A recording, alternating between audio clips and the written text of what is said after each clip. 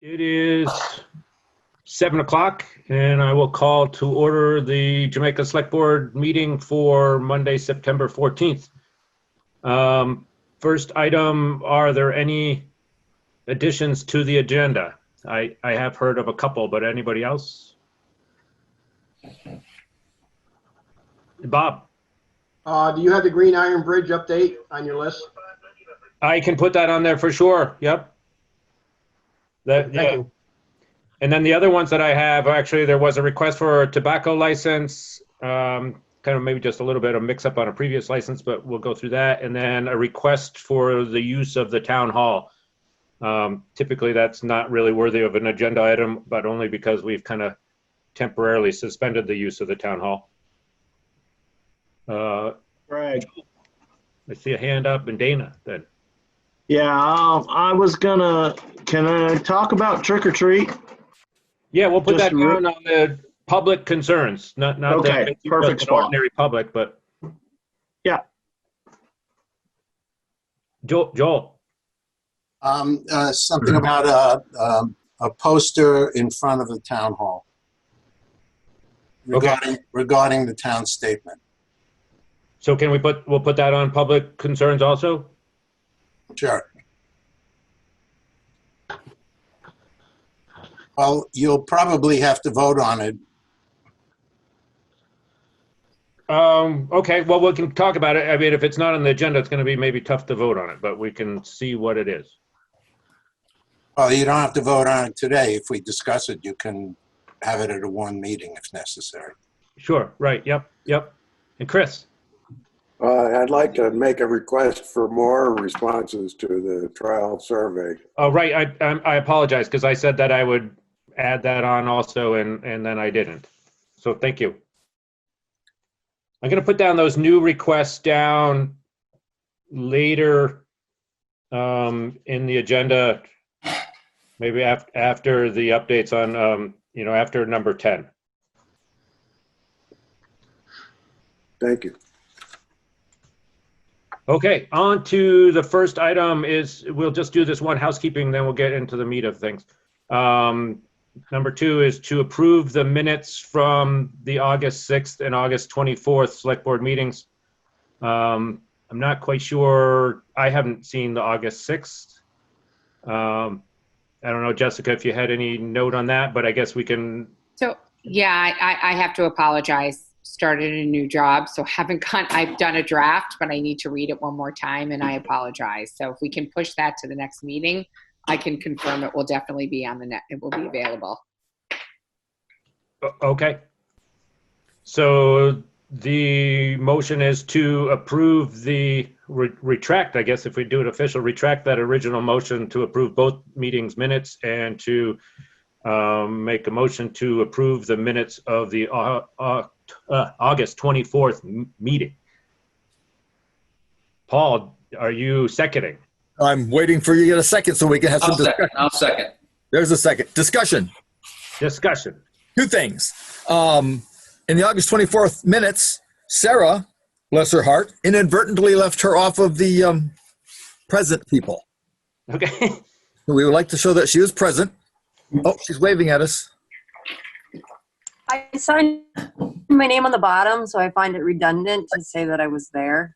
Redundancy is better than no redundancy. I never put my name there. Yeah, we did. I haven't in like 2 years. Huh? I've never noticed, to be honest, so I apologize for that. The next one, the other thing I have to question about is we had put on the call for late additions, the request for, I'd asked some request for an update on the signs on the Muzzy property. You put it in for the latest sign ordinance, but we never did. Now, I understand it's on, something's on number 8 for tonight. Is that a response to what's going on with the Muzzy property? That is it, exactly. Is John here? Is John even in the meeting? John will not be able to make it, no. Okay, so do you have the information then? I do have some information, yes. Okay. So does that relate to the minutes for the 24th though, Paul? Well, because it was on the minutes of the 24th, when you added it to the additions to the agenda, number, it's right under there, it says latest on sign ordinance. my request at the time was to find out what's going on with the signs on that property. Apparently, it has now developed itself to something for tonight, which is fine with me. Okay. So really, no change then needed on the minutes. I don't care. Okay. I move we accept the minutes. So all in favor of accepting the minutes, say aye. Aye. Any Aye. opposed? And I'll abstain because I was not there.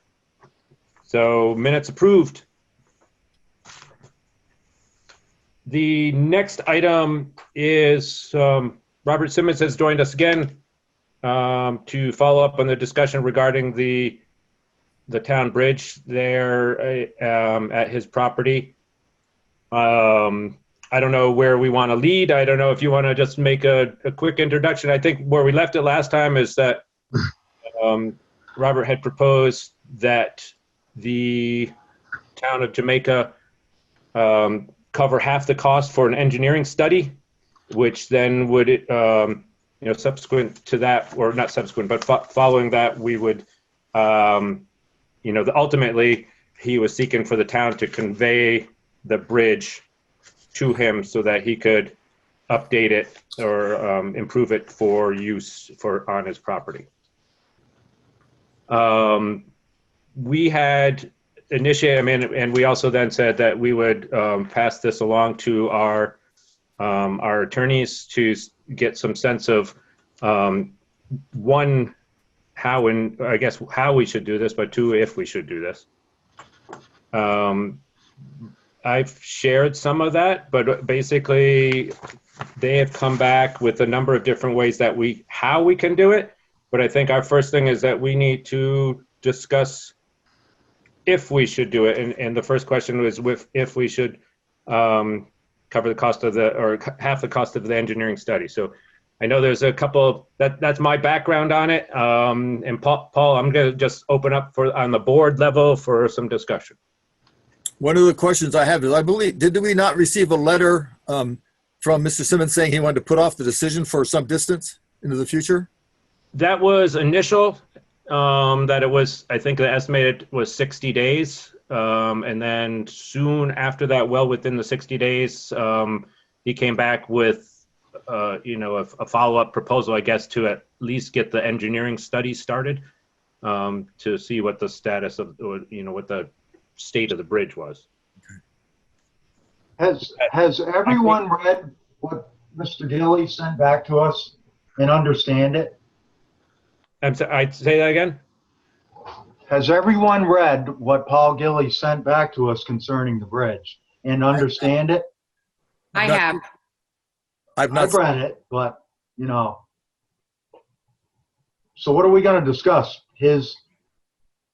What he sent us, or giving up the trail, or what? Or taking more time to sort this out? I think one option certainly is to take a little bit more time. I know he got back to me just with some follow-up of what he had presented and said it really comes down to the town, or us as the representative of the town, understanding, I guess, would be the right word. I don't know if that's the right word, but whether or not we decide that this is in the public good. Whether or not we move forward to either allow Mr. Simmons to do repairs to the bridge himself, or if we in turn, if we ultimately convey it to him.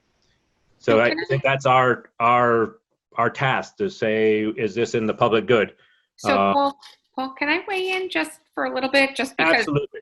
This is the area of law that I practice, and I did an analysis leveraging Paul Gillies' treatises for another town in our vicinity. So Paul very rightly asks a couple of factual questions that I don't have the answer to. One of which is, are there individuals of the town other than the owner or the abutter to the owner of the property using this bridge? I mean, is this a trail which is actively or semi-actively utilized by folks? And is there someone in town who would have a very strong feeling about having this trail remain available? This is something I don't know, and it's a very key element to this analysis. Yeah, and our attorney did ask that same question then to us again in his follow-up to me. I don't know from doing a count there, but the trail doesn't really go anywhere. It's 50 feet long, maybe 100 feet at most. It just goes off into the driveway and dead ends. The official part of the town trail, I mean, somebody obviously could go wander around over there, but it's not a designated trail beyond after they've crossed the bridge. So can the owner, Yeah. Rob, if you don't mind, since this is your property and I think maybe you're the most familiar, can you kind of share with us your experience of whether the bridge and the trail are used by folks in the town, or is it really something in your mind which is kind of interest to you particularly? I think the comment that was made earlier is that the trail, as described on the town map, is really the bridge and about 50 feet of a road or dirt pathway to the Rawson house. As far as I know, since the Jersey barrier has been put up, the only person asking to move the barrier to crop the fields is me and the caretaker, who I pay $100 a month.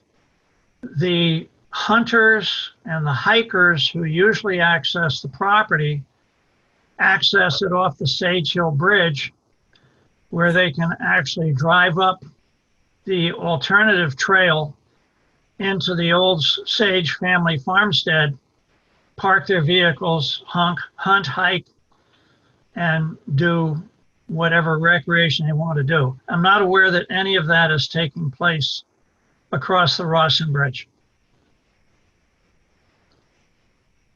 So with that in mind, that dramatically impacts the legal analysis and the recommendations that Paul Gillies was providing to us. We can discuss that now, or we can, I also have the follow-up, which is that Paul's legal opinion seems to assume or somehow definitively determines that the bridge is owned by the town of Jamaica. Does anybody have any knowledge about that? I haven't seen anything that, and it's maybe I've missed something in the material that's been shared, but I would like to go back to Paul and say, how did he make that determination? Does anybody, what am I missing? Maybe Paul? Yeah, I don't know personally, and I see a couple other hands. First of all, I want to recognize I see the hands, but I'm not going to call on anybody at this point quite yet. Okay. But I don't know legally from a state standard or any other state anywhere whether or not the bridges are literally owned by the town. I would assume they are. That it is I mean, there's just the way he noted that there's two ways of this. I mean, one is personal property. I mean, the town owns something, and the other is whether it's a highway or not. No, that's a different analysis. The analysis that he's talking about in that part of the memo is about how the town makes a change. Does the town make the change by throwing up a highway, or does the town make a change by eliminating a trail? That's a completely separate analysis. There's a pre-step legally, which is, who built the bridge and who owns the bridge? Was it a state right-of-way over a bridge that's not owned by the town, or did the town own the bridge? And that's one where Paul seems to be assuming the first step. He says it expressly, and I just wasn't sure how. And I see that Bob raised his hand, so Bob may have some more information on that. Yeah, or Paul too, just the history a little bit of the bridge there. So, Yes, if you've got a second, I'm going to read from the finding of fact conclusion of law and decisions back in 2011 regarding the throwing it up originally. And under the findings of fact, number 2 says, Rawson Road includes a short length of road before reaching bridge number 31, crossing Ball Mountain Brook, and then proceeds onto lands owned by Robert and Heidi Simmons. That sounds a lot like it belongs to the town, but doesn't specifically say crossing a town-owned bridge. Having I said that, saw that as well, and also agreed that that was not a definitive conclusion. Yeah. So if we follow this track of discussion, we more than likely need to table this and gather some more questions to ask specifically to Paul, or Nick Lowe was the specific person in Paul's office working on this. My thinking from stepping back even one step further than that was that, he asked whether we felt this was in the public good. There's two questions, kind of. One was, do we participate in or the engineering study or survey of the bridge? And then secondly, would we move or convey the bridge? My personal first thought is that, it's not necessarily in the public good for us to be spending the money on the bridge, but then whether or not we can say it's our bridge and let Mr. Simmons spend the money on the bridge, that would be kind of related to what you're talking about, that Jessica, too. So if it's not really our bridge, we can't really say, go fix it. Exactly. So I will open up, and Joel, I saw you first, and I'm just brief if you had any background on this. Otherwise, I think we may say that we need to gather some more information or more questions. So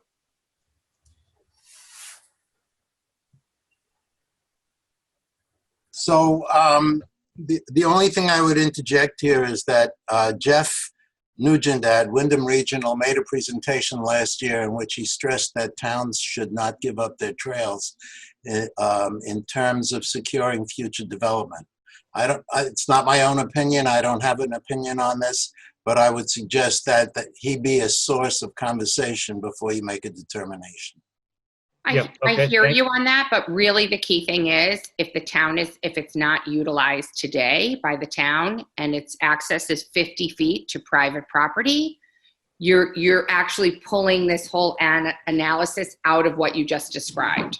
So I think that's kind of, we've gotten some information today, and also if the town does not own the bridge, that will also kind of play into that analysis. But I hear you.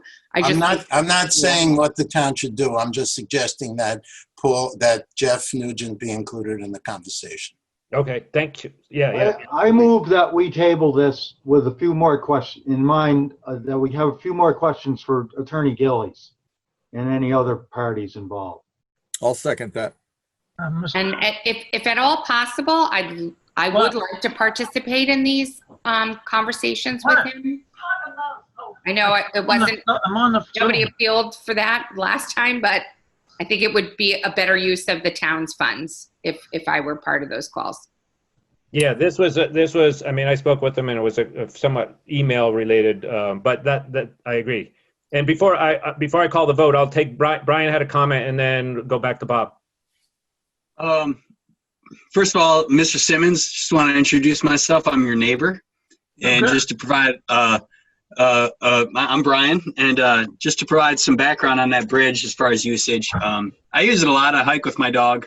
And during hunting season, there are 2 to 3 cars there during the 3 weeks where you can use a rifle. It's used sparingly, but not often. So that's just clarification on the actual usage of the bridge. But nice to meet you. Well, I appreciate hearing that, and I'm glad you're enjoying the property. I think there should be a point of order. Is there discussion during a motion to table? I don't know the answer to that, other than I was treating it as a regular vote and that there was a discussion. I personally would like to hear from whatever fact information we're going to get from Bob and whomever else, and then absolutely happy to make a motion to table. But it would be more helpful to me, Andy, before Right, I understand, but there is a motion. There is a motion to table now. I'll withdraw it if we're going to keep talking about. I think the I didn't realize procedural thing. We're not doing it. We're not doing this right. Okay. Is there a table? Is there a motion to table? Yeah, in a second. Yes, Paul seconded. Oh, so well, this can be discussion on that, correct? Or I'm not I sure believe you about can that. discuss. I think you can discuss because it's a motion. yeah, it's a motion. So That's where I was going. So I will hear Mr. Simmons' comments and then we'll call a vote. Yes, just briefly on the issue of who owns the bridge. In the years that I've owned the Rawson property, whenever I've used the bridge for logging purposes, I have received permission from the town, and I've had to post bond with the town to cover any insurance liability that might occur in the use of the bridge. So that practice suggested to me that and that the town owns the bridge. With regard to the trail, traditionally trails are on private property. So the 50-foot trail, such as it is from the bridge to the Rawson house, is a right of way on property that I own, and I believe that's a fact. But I have never known that I owned the bridge. Nobody's ever told me I owned the bridge. When I bought the Rawson house, the bridge was never included as part of the purchase price. And in the years that I've logged the property under the Stewardship Act, under the laws of the state of Connecticut and the rules and regulations of the town of Jamaica, I've always posted bond and requested permission. So that's why it was a shock to me when the highway department told me some months ago that I owned the bridge. I've never felt that I owned the bridge. And that's why I'm trying to determine what the ownership is, what the liability is for the bridge, if in fact it's in bad shape, which it is, and it's deteriorating shape if you've read the report that was submitted by the engineering company. And what they want to do with a $900 quotation is simply to bring in an expert engineer to do an analysis, which I think is a bargain, given the fact that if the bridge fails and falls, somebody's going to have to pay a lot of money. Mr. Chair, we're out of order. This is not a debatable motion. It's not a debatable motion in Robert's Rules of Order. It kills the issue. If there's a motion to table and a second, the issue, it is over. Okay, my fault then. I didn't understand that. I was thinking that we were gathering some more information to form the questions. So we can after, but wait. Andy, I'm going to take issue with that. The purpose of my questions is to determine whether we should table or whether we should proceed. There's a motion to table already. Right, and I'm saying this discussion is informing whether I would agree to table or not. But my point, the vote, we should take the vote. If the motion to table is denied, then we'll discuss further. Correct. All in favor of tabling the motion? Aye. Aye. All opposed? Oppose, and I'll just raise it in, if Bob is willing to stay on, I'll just raise it in public concerns, because there's more information I need in order to have an informed discussion with Paul. But we don't need to do that at tonight's meeting, is where. But if we don't, then we do it in 2 weeks, and then I don't have a conversation with Paul for 2 weeks. Or 4 weeks, whatever. Yeah, it just seems silly. Like if I could just have 30 seconds to get the information from Bob now, then I can have an informed conversation with Paul, bring it to the next meeting, and we could resolve this in the next meeting. Otherwise, no, I understand that. The motion's been tabled. Jessica, I can put you in touch with Bob to follow up directly. I'm not sure I should be dealing with Bob directly without it sharing in public, but fine. Okay. There is a very good point that she's a member of the Select Board. She's not an attorney representing the Select Board. She's a member. Thank you. Exactly. Right. Therefore, she should not be unilaterally conversing with the correct attorney. There's a lot of information. I'm a little disturbed that I didn't know that Paul Gillies had responded to this, and yet we're talking about voting on it tonight. So we're getting a little behind the power curve on this one. I'd like to slow down. Well, I did share the information prior to the meeting. I will make a motion that we form a small committee, if that makes sense, to have a conversation with Mr. Simmons and anybody else that may be, may have information on this, and we'll contact our attorneys and formulate some questions that we need to be addressed before the next meeting. What? I don't understand what you just said. Say it again. Well, I was going after the point. I made a motion to form a committee, if that made sense, that Jessica and myself, possibly, I would interact with Mr. Gillies as opposed to me doing it all myself indirectly. And we'd form a series of questions that needed to be answered. I second that motion. Any further discussion to that?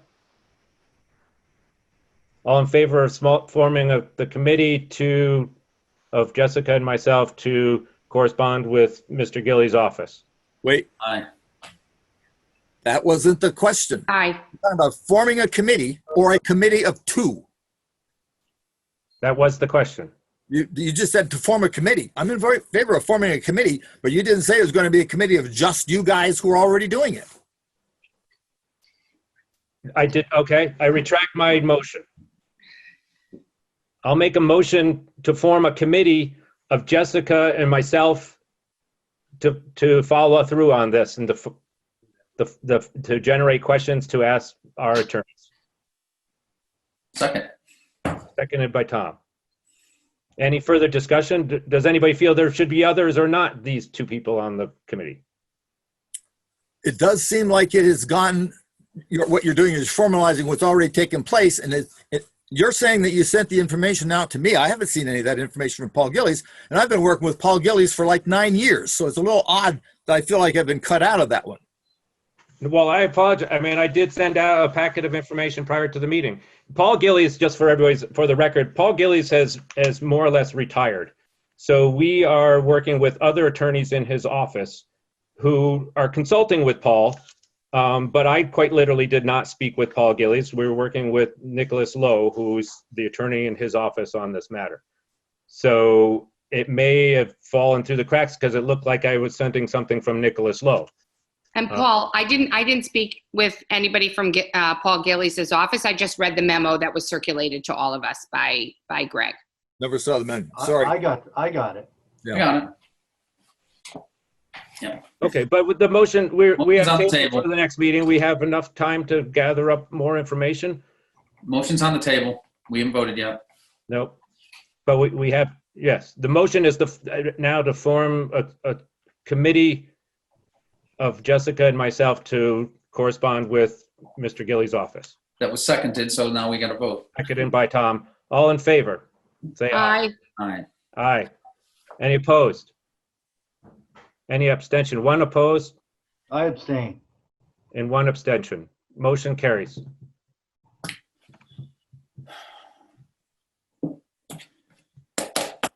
Okay, thank you, Right along. Rob. Thanks, Rob. Thank you very much, everybody. I appreciate your taking the time. I know it's complicated and a little bit frustrating because of the history, but I appreciate your taking the time on this. And I will send another short note with my contact information if Mr. Nick Lowe, Attorney Nick Lowe, wants to contact me or Jessica or anybody else. I'm open to any questions you may have. Thank you. Thank you very Thanks, much. Rob. Bye-bye.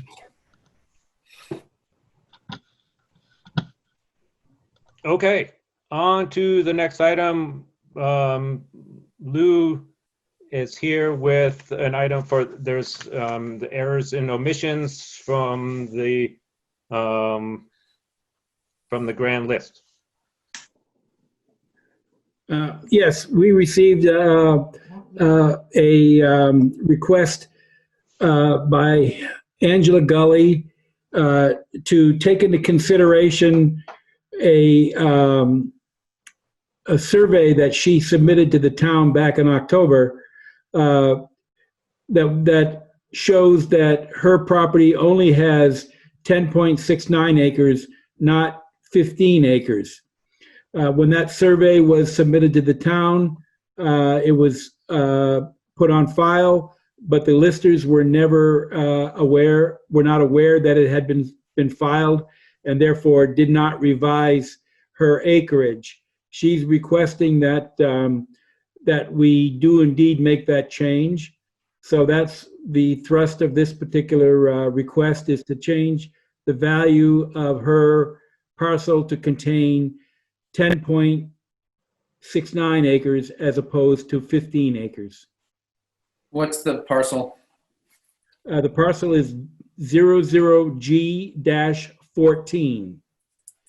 I'll make a motion to reduce the acreage on parcel 00G-14 from 15 acres to 10.69 acres.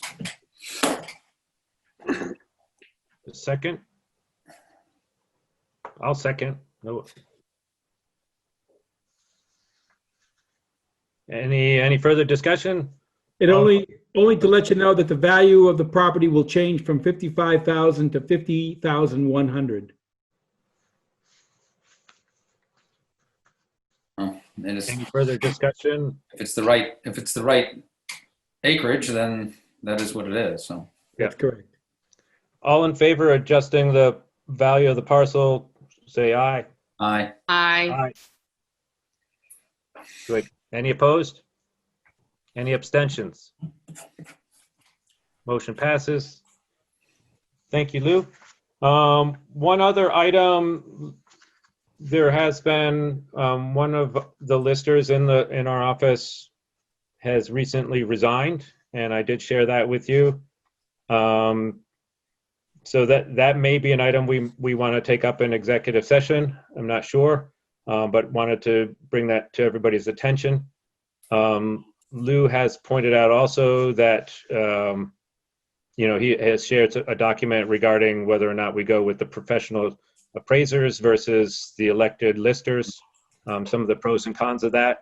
That may be something that we have considered that in the past. That needs to be warned on a meeting. So that was something that had been brought up a few years ago, I believe, at the town meeting. We may be headed in that direction again.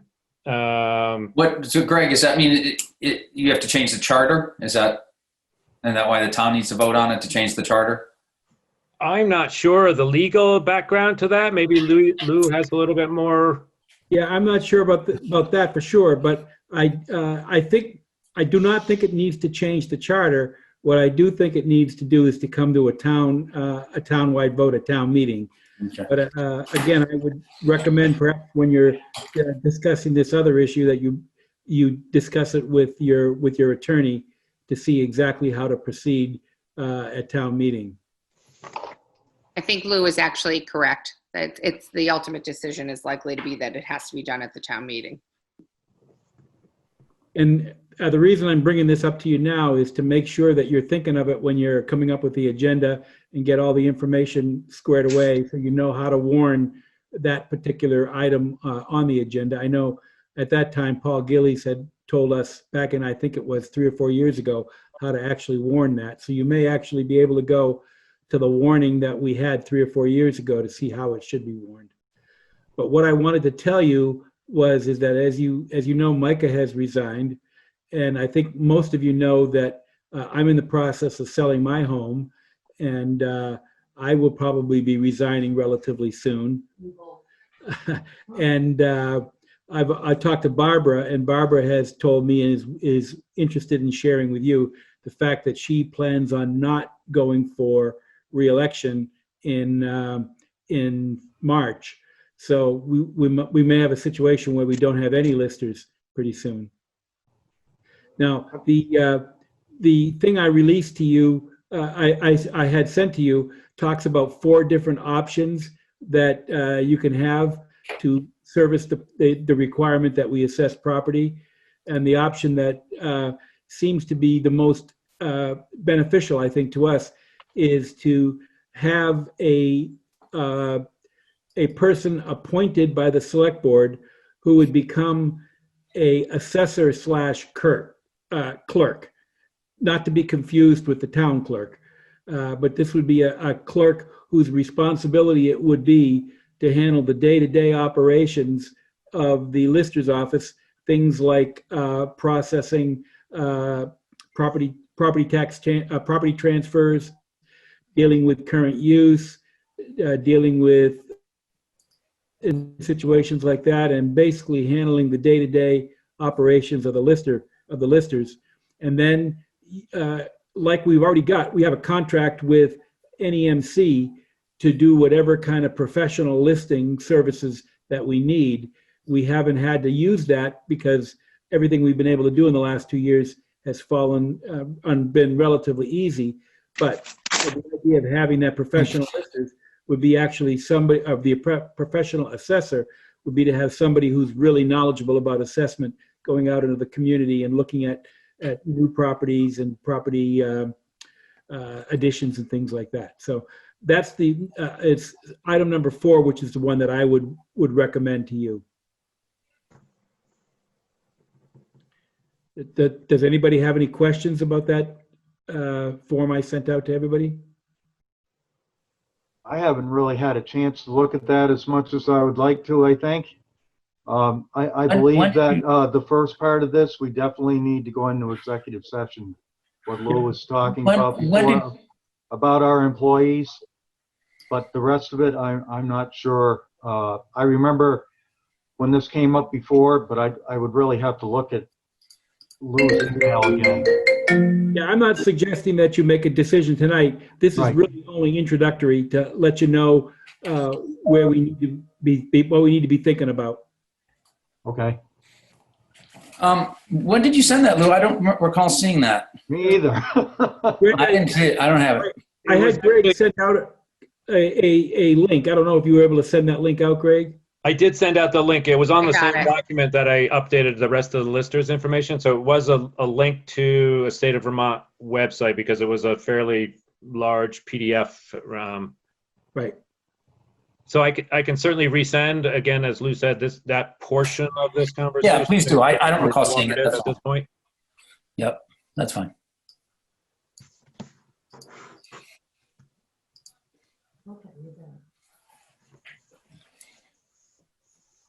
So do we have a motion to go into an executive session regarding our employee issue on this? We're doing it at the end, though. We're not doing We can that. do that at the end. We're not going to kick everybody out and have everyone come back in. Right.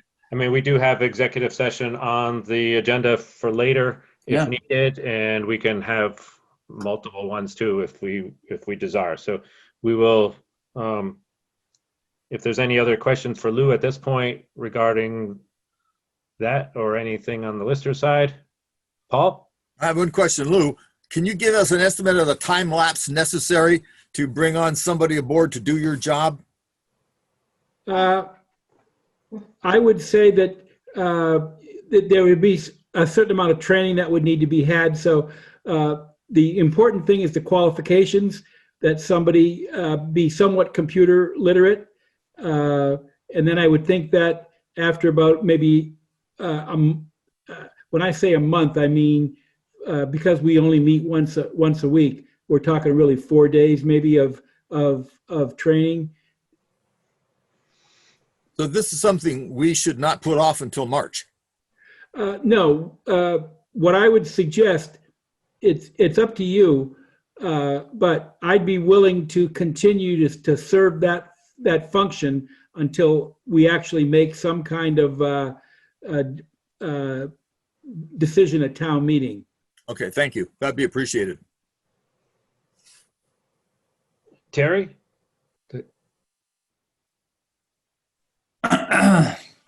And I just say that a lot of the, not a lot maybe, but some of the work that would be done by a clerk that you hire could possibly be done by our office and maybe give us a little more time each week.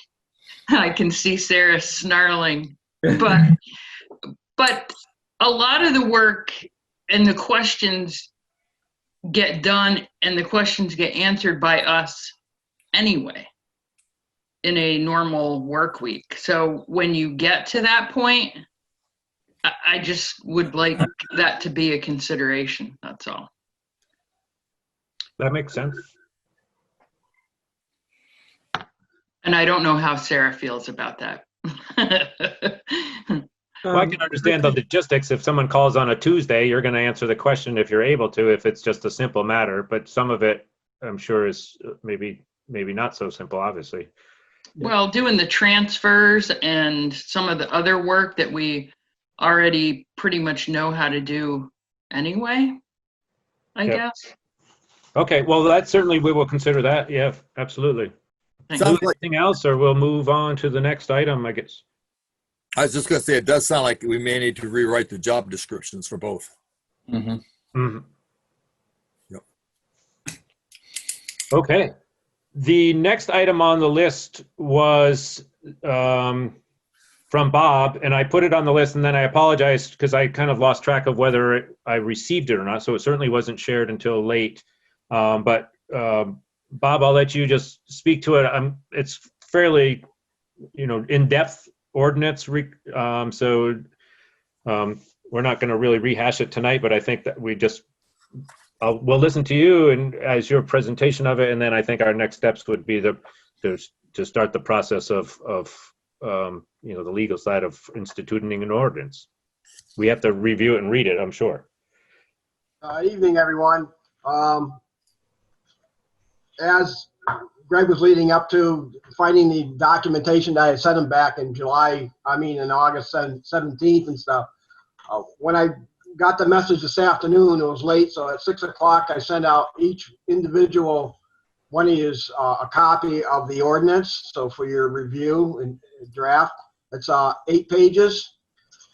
Basically, it covers, it's broken down pretty well because it states a particular Vermont statute, 24 VSA 1971B, and what it covers in order for the ordinance to be in place.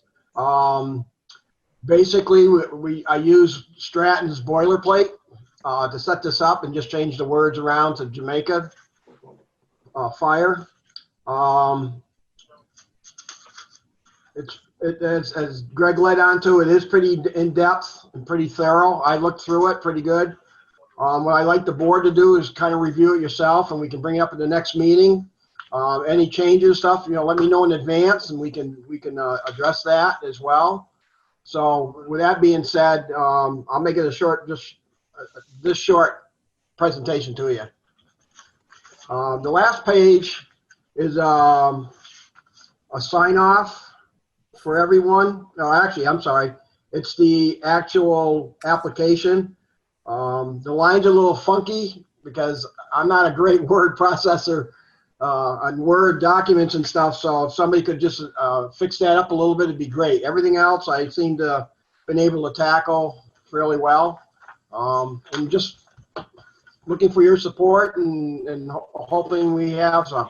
We did have 2 weeks ago another false alarm again, which has been another nuisance area. So hopefully we can implement this by maybe January 1st, maybe to start it, if not sooner.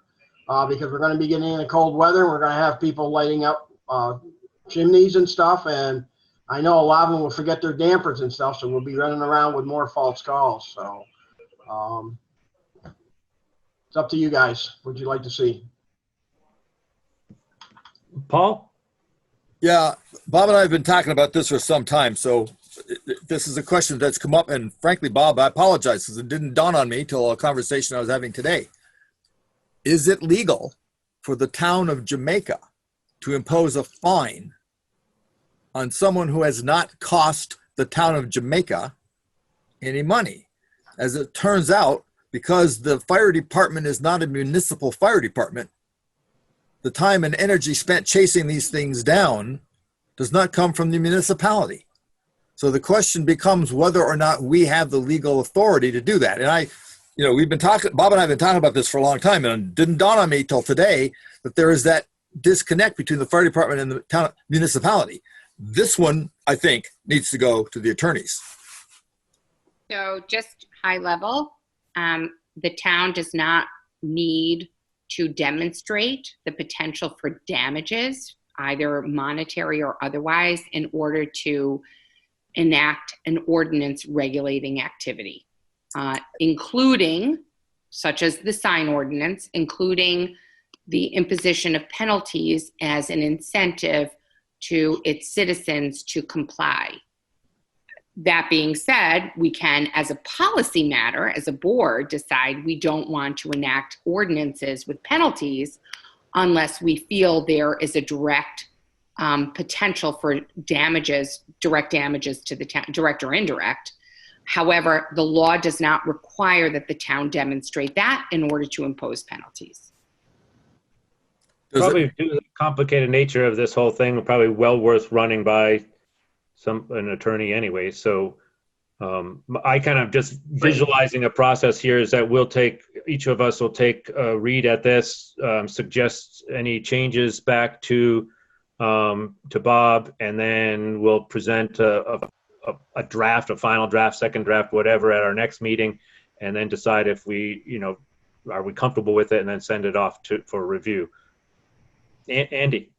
Yeah, just a question for Bob. It might be a sort of a broad question, but what constitutes a false alarm? Is that in the ordinance, in the 8 pages? Yes, it is. Okay.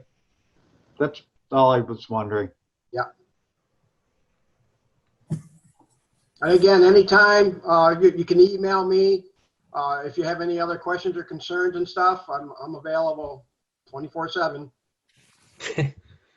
Don't say that.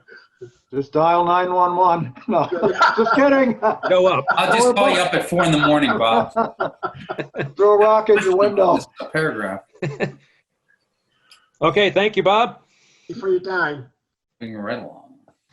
All right, now on to item number 7, review proposal and application for municipal wastewater feasibility study. And over the past few months, the Planning Commission's been putting together a bunch of information on the potential for this and some of the state requirements and funding opportunities and things like that. So Brian will, I did send this along, I think, I hope. And Brian will kind of introduce it again and we'll discuss. Yeah, so hopefully everyone got my email with this this PDF of the application for the financial assistance for a municipal wastewater feasibility study.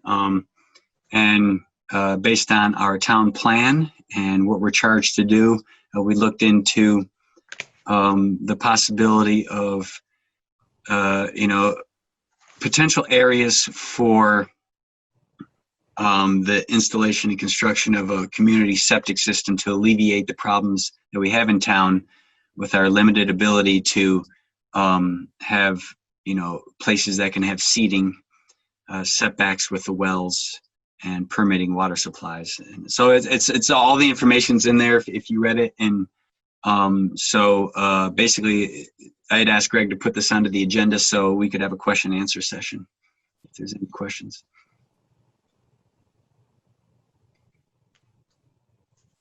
Can I ask you which properties this would benefit specifically? Or are we that far along? There are some. We're not as far along where we have specific targeted properties, but the average property that this would benefit would be someone that, say, wants to open a restaurant. Let's take the old North Country General or the Horseshoe Cafe. Workhorse, I'm sorry. They were not allowed to have seating. So people could not go in there, have a sandwich, and sit down. And so if there is a way to remove the septic system from their property,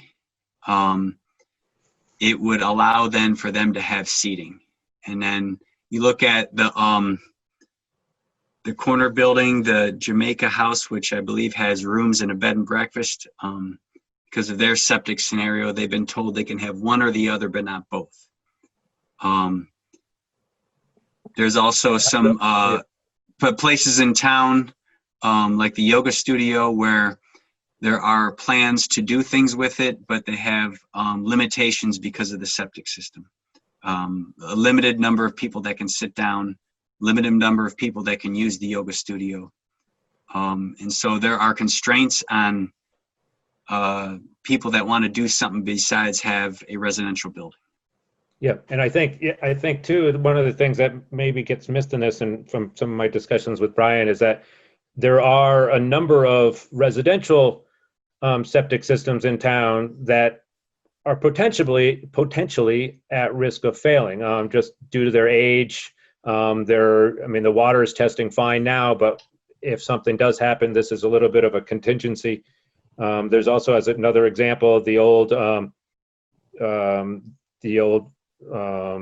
Corkers, like the antiques shop there, doesn't have a septic system. So there's a potential building that's not really doing anything to our town tax base or anything to our economic base because of a lack of a septic system. So there's, and the former coffee house building also is limited by, the building that I own, which has the yoga studio, is less limited. Thank you, Brian, for for supporting us, but we're less limited by waste versus water source. But, you know, like Brian was saying, the Jamaica house, the old coffee house, as the, you know, Skip Woodruff's building, and as either you, Greg, or someone else was saying, there are a number of homes that are right in the immediate area, either on Main Street or abutting properties on Main Street that are also at risk of septic failure. And so this plan is to help people with plans that they have for their buildings to realize those plans, or at least do what they've formerly been able to do but have constraints now. And then if there are some failures, or if you want to say, hey, I can take this thing, my personal septic system, offline, and I don't have to worry about it anymore. This would give an opportunity for all of these buildings to have a centralized wastewater disposal system that would be environmentally beneficial and also help us, you know, do what we want to do in town. Brian, can you also share how in the past, as various individuals have sought for approval from the state, that engineers have been told that they want the town of Jamaica to take care of their wastewater, that they're reluctant to issue permits because they really, what the state wants is for the town to make a concerted effort to resolve this issue? I have been a part of some application processes where there's a use. We have a building, we want to have a deli, we want to have you know, some sort of small town you know, commercial use, and as soon as it goes to the application process to permit the septic system and or the public water supply, due to the setback, the separation between the well and the septic system, or the separation between a neighboring septic system in your building, or the physical parameters of the septic system that serves that building, they've hit roadblocks, and people have actually like pulled back from their application process and says we can't do it. And so to allow people to take the buildings that they own and do something with them that could serve the community, increase our tax base, and provide some things to do in town. You know, we looked at this as like, hey, what can we do here? And this is what we came up with. Paul? Yeah, I have a question. Sure. Is harkens back to the water issue that went to town, and the citizens opted to not support a water system that would serve a small minority of the citizens. How does this differ from that?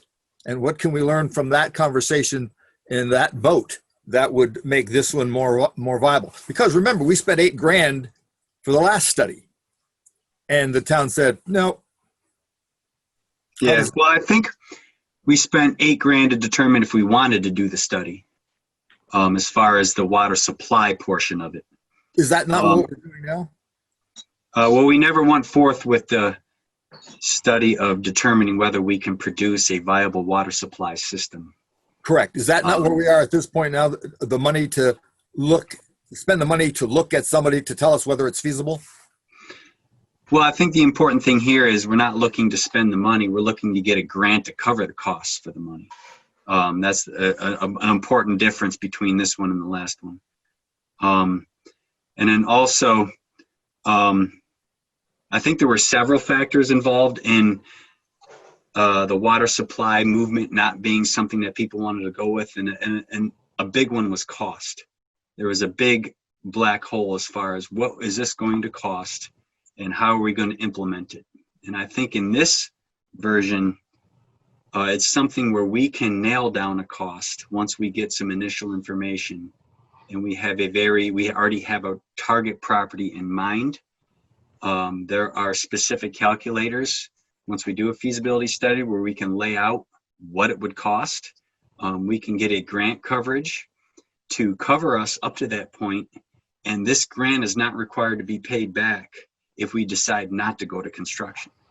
So we can have state grant coverage to do the feasibility study and then make a decision based on the cost, whether we want to go forth and start paying it back, or whether we want to just back away and say, thank you, state, we looked at it, but we're not going to go anywhere. So if I read this correctly, there's the out-of-pocket costs will be reimbursed by the state should we decide to not go forward, but they'll be blended into the overall cost of the project, for which we will pay a portion of it. And there's apparently there's a direct cost of $1,500 for test pits that we will end up coming out of our treasury and will not be reimbursed. Am I correct? Yeah, and the reason that is correct, Paul, you're right on the money. And the reason we wanted to do the test pits outside of the grant funding is if you include the test pits in the grant funding, then you have to do an additional study that would cost more money. Relative to, I think it's either cultural resources or archaeology. I hope I don't want to be quoted on that, but there is a specific study. So if we would just do that test pits on our own, not include it in the grant, we don't have to include the additional study. And Paul, if I could just add, totally appreciate the hearkening back to the dialogue that happened at the town meeting, but I'll remind everyone that one of the key concerns of the folks at the town meeting was that looking at town water arguably was putting the cart before the horse. The horse being waste, we had to treat the wastewater issue before we contemplated, the figures that we were talking about with water.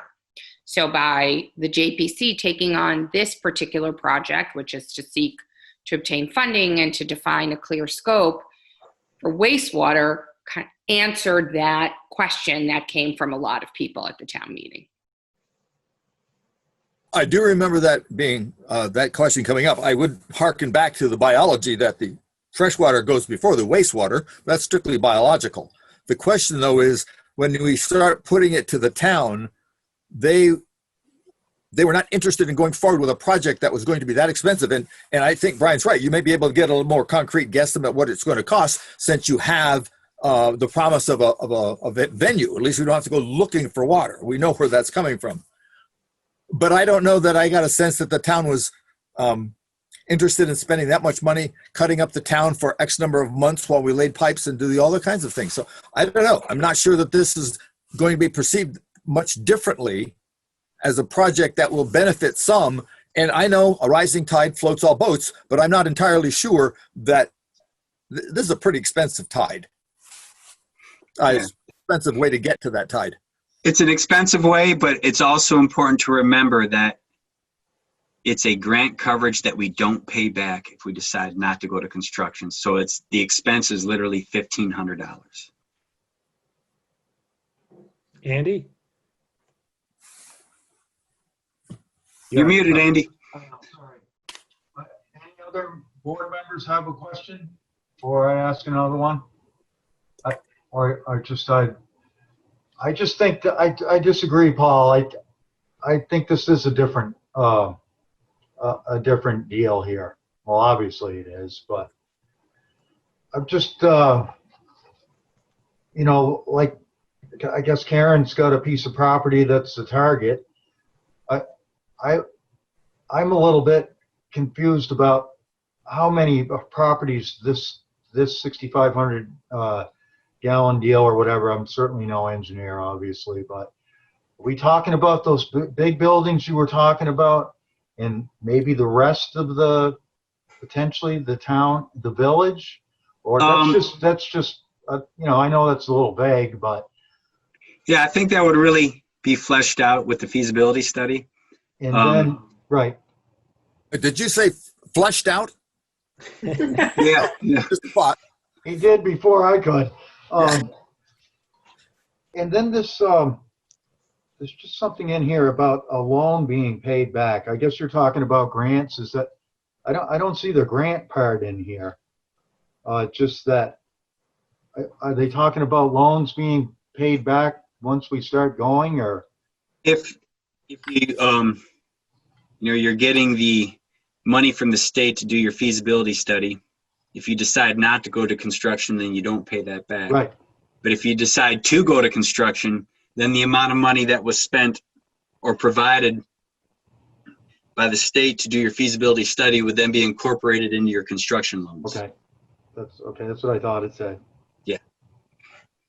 And that would be a partial. That would have to be a, is that 75-25 split for the construction loan? Well, we don't. You know? No, I'm not aware of that. I was just looking into construction loan possibilities, like what do they do? And they're low interest, so like around 2% or less, 30-40 year payback options. And then as was being sent out by the Windham County Regional, the COVID-related stimulus packages are starting to hit, where small businesses now can apply right now for packages, and hopefully consistent with the 2009 American Reinvestment and Recovery Act, maybe there'll be something along the line where we can actually apply for assistance there. But that's a side point. As far as the expenses that Andy talked about, it would be rolled into construction, and there are loans and subsidies and funding options available for that. Yeah, I think the real beautiful thing of this is we'll have a lot more, we'll be to a level of detail of information much deeper than we were with the water project after we do this feasibility study. I mean, we'll know some more exact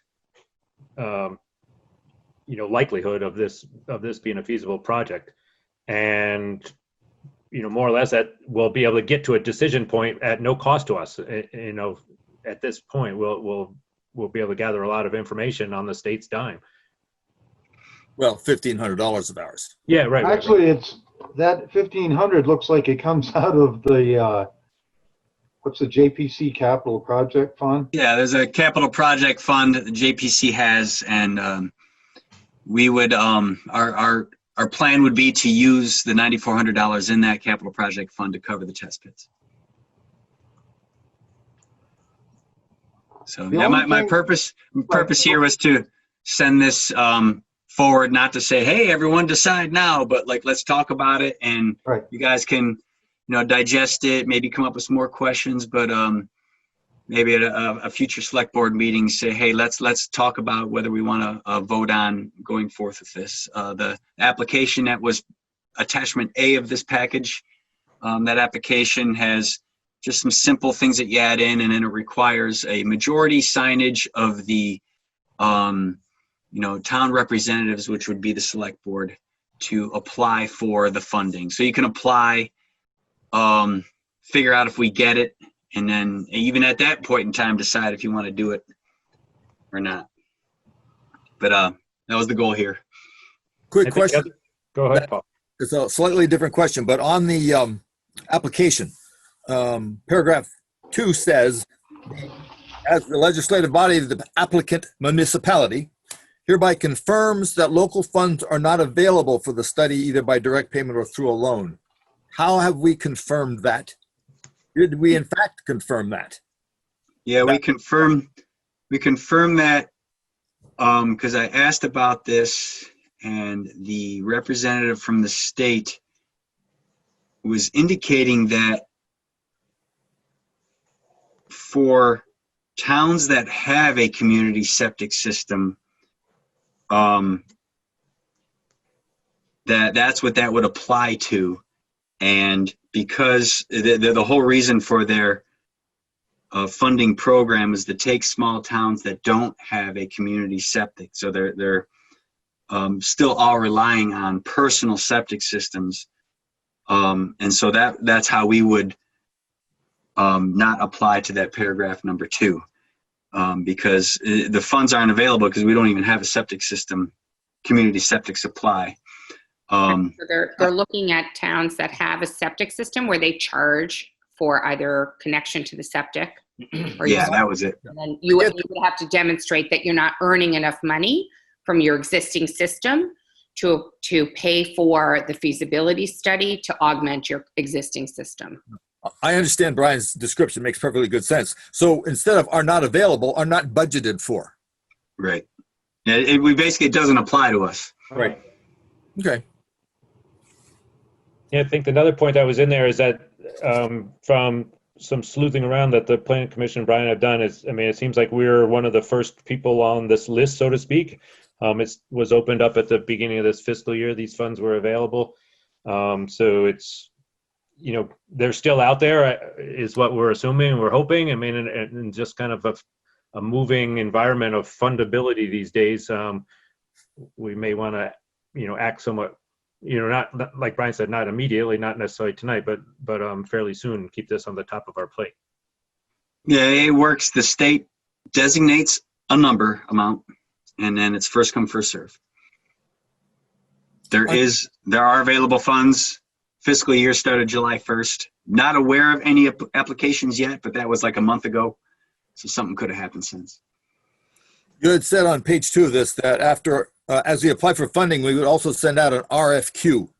I'm not sure what that means. I was thinking RFP, but would we not then, as part of the funding process, send out an RFP? What I understand to be an RFP, I don't know the distinction. Maybe Terry. RFQ is a request for quote. Request for quote versus request for proposal. Okay, it said request for qualifications, which our RFQ in this sense means request for qualifications. So basically, you need to have an engineer on board once you do your feasibility study. It's an engineer that we can select, and so we would send out a request for qualifications to look at potential engineers that would want to work with us on this project, and then we have the sole right to select an engineer that's not based on lowest bid or biggest or smallest firm. Okay. My understanding is Chrissy's already been working with you guys? Oh yeah, she's helped me a lot on this, just as far as understanding the language, getting in contact with the funding people at the state, and since she does this for a living, like providing a lot of background information on how it would work and how to set it up. She was a major asset during our last little exercise. Yeah, she's been a tremendous help. And is someone who's qualified to be that engineering person. Is the feeling of the board that we take more time on this? Or I don't know, I just wanted to hear if anybody's willing and open and ready right now. I'll entertain a motion, but if not, we've got some time to digest it a little bit more. I'm ready to make a motion to sign the application as drafted by the Jamaica Planning Commission. Seconded by Tom. Any further discussion? I have one point of discussion. I think one nice thing is that, I mean, like Brian mentioned, I mean, we can still move forward and get all this information and then still say, hey, you know what, this really still doesn't make sense for us. I mean, so, you know, by keeping it moving, it's doing just that. But there's no monetary risk right now. Yeah. The only concern I have is like looking ahead, which I should never do, but is that how many people besides, you know, the people who get real excited to watch the select board meetings or read the minutes or whatever. I mean, I would just wish that more people, well, I don't know how many people will know about this. You know, it's just great information.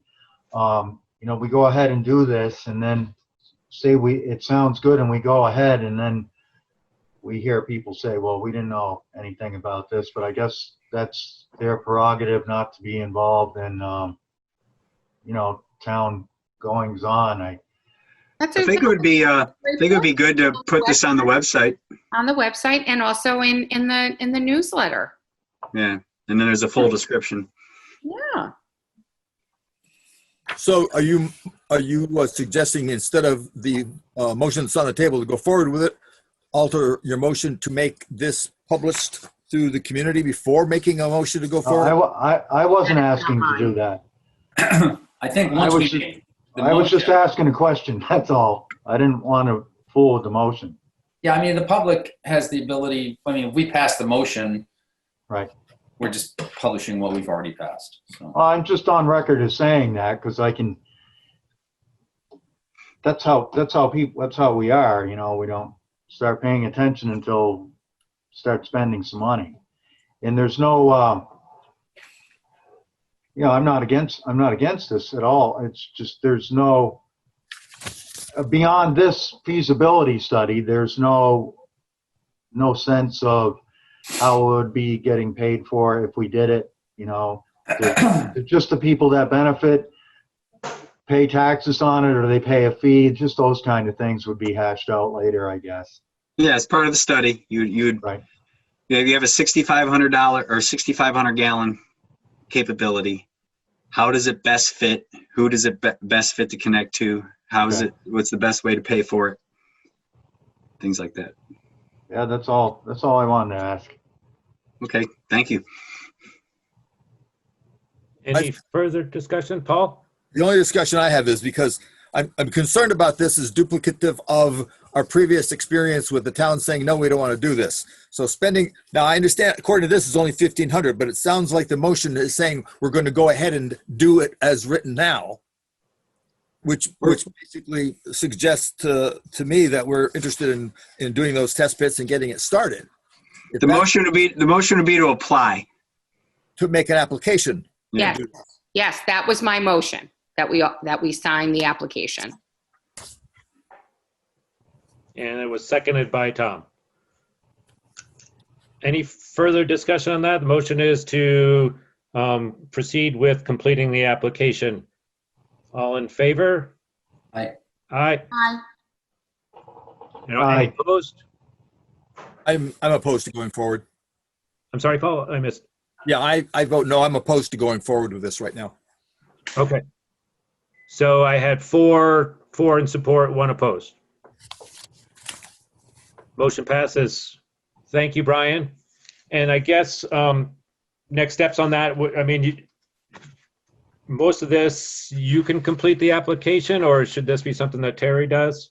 I can take the time to complete it and then work with Terry and you to get a final copy, and then it can be ready for signature. we all got to sign it. Yeah.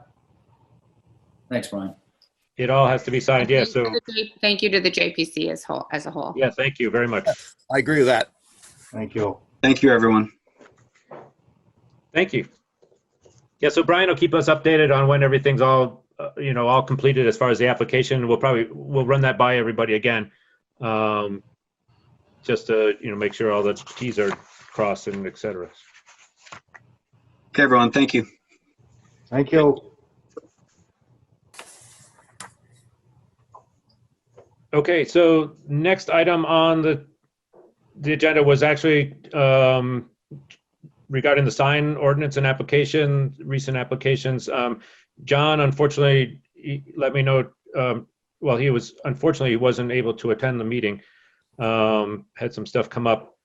But in the past, I know there's been a lot of concern regarding several of the signs in town. We've had discussions regarding this.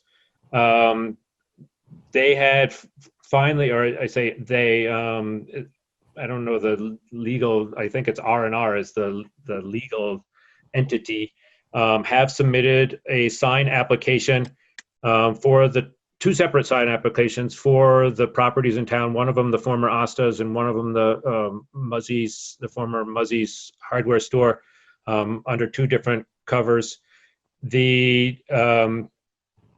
The one sign, they're kind of in a temporary, and I wish John was here. We can certainly have him follow up next week. But they're kind of in a temporary stage. These signs are temporary because they do intend to put the real sign of the business that's intended to go into those places. He's kind of playing it a little close to his heart as far as the rollout of these. The nuts and bolts is that the sign where Astas is the correct sign, or correct size. It does meet the size requirements. So John has approved that as the being the correct sign and location and height and all that stuff. The ones on Muzzy's, they're too big, and there's one too many. So their sign application was to remove one of the signs on the front, and also then to reduce the size of the one on the Pikes Falls Road and on the Route 30 side. And John has communicated that to them. That was just fairly recently. And he also expressed some urgency to get those done, to get the other ones down, to get the new ones up, and to actually, be more conveying of what's going to actually take place in those locations. I've heard different things. I don't really want to report what they are, or what he's saying he's going to do. He's obviously putting a lot of money into the one property at this point, but he hasn't formally announced what he's going to be putting in there. So that's what I know at this point. So, Paul. I would like to suggest that the select board not take under advisement any further of his request for signs until he's in compliance with the original one. This is now soon to be October, the season, the biggest tourist season that we have of traffic running up and down the road is over. Now we got the Leafs coming in, but his billboards have been up there in defiance, and I mean defiance, right, of our regulations for the entire summer. Now, stall it and extend it any longer while he comes up with some other plan, I think is totally unreasonable. I think his fines should be backdated to when we first told him to fix it, but it certainly needs to start. And I think if we're going to talk about some urgency, perhaps the urgency would be a fine and get it started to suggest that we're serious. So far, it doesn't look like it. He's beaten us all summer long. And I know this is being recorded. Yeah, and that's fine. John would be. I know he said it in the past, and he said it to me too. Is that he is working more? I mean, just his style. He is the sign administrator, so he's been the direct liaison. It's his style to be a little bit less. I don't know, demanding as far as the fines go. I mean, we can certainly say, hey, we want to, I mean, there is some teeth in our sign ordinance, and we can say we want to demand and backdate those things. His thinking is that he wants to not create an abrasive atmosphere, I guess. I have to agree with Paul. If Paul didn't say that, I was going to say, what do we have a sign ordinance for? But no need to even say that. Mm-hmm. I agree with Andy. Well, yeah, I mean, you guys put a lot of work into coming up with that, and I think we've been pretty patient with the guy. Right, exactly. And I know John was he was all for being the opposite he's, trying to be now. He was going to be a little more aggressive and enforce the ordinance at first. I appreciate him taking this on, this little task of being the sign ordinance person. Certainly turned into something right away. It's a lot of work all of a sudden. Well, I mean, that's just my opinion as a board member. Maybe a little fine might be in order. I don't think it'd really financially bankrupt them, but I don't know. I think is that on us or on the sign ordinance? That's my question. Can we direct him to, regardless of what his tactic is and what he wants to do, can the board direct him to say, you need to collect a fine from this person? That's the question. Even before we get to that question, if I can, I just would like to add to what Andy was saying, which is that I understand that there is a sensitivity and a desire among some folks in the town and members of the board to support individuals who are locals in Jamaica, who are interested in seeing the growth and development of town. Indeed, this board, by its vote in favor of seeking an application for a grant to correct our dire wastewater scenario is a demonstration of this town government's openness to the development of the town. So we are not insensitive to the fact that the individual who is hosting these signs that are in violation of our ordinance is also someone who we understand has a love for the town and has an interest in development. That does not negate the fact that the signs violate the ordinance and have been violating it. And that some members, myself included, are frustrated with the process thus far as it has been shepherded. I would agree, Tom, it's an excellent question. At what point do we say, thank you so much, John, for all the effort? I don't even know how many hours he's been on the phone with the owner. Could be many, and I deeply, deeply appreciate his commitment. But I do have a disagreement with him in terms of the value and clarity of the ordinance, which I thought was well drafted and states very clearly that those signs are in violation and does give the town the authority to impose fines. So my personal view is all of that is on the table, and I, for one, am open to entertaining any motion. My opinion is I think we need to talk with John. I think we should table it till next meeting, and hopefully John can be here and we can have that discussion directly with him, rather than making a decision and then ordering him, here you go, do this, without him having a discussion with him about it. I agree. I can live with that. That makes sense. And I think all of us should be concerned that, and the ordinance does have some teeth in it to issue some fines. And maybe that's the point that needs to be put across, that we're done kind of waiting. Right. Okay. You're on mute, Jessica. Sorry, is this something that gets handled also with JPC? Or, right, we already decided that he's actually a subcommittee of this board, so it's not handled at, okay. Right, and that's something that's maybe does need a little bit of tightening up on an aside, and I don't want to necessarily bring it as the administrative side. John has been kind of tasked, and we didn't really foresee any complexity like this.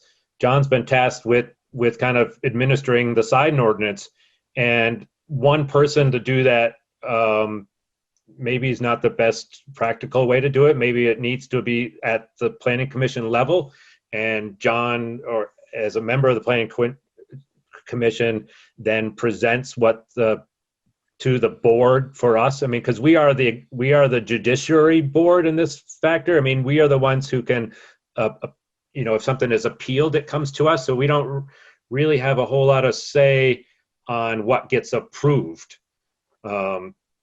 So there is some little nuance in the ordinance that way. It does beg the question of whether the planning commission can impose a fine. I think we, the select board, can. So they would be advising us to move forward in that regard. Sure. Is that your suggestion? I would think that. I don't know for sure. The ordinance is in place, and I don't know how it reads to say who imposes the fine literally. I believe it was us, the select board. It is. We are the sign commission as the select board. Tom, you were involved with rewriting it. Is that your understanding? That is correct. Select board is the ones who the sign administrator through the select board levies the fines, yes. Okay.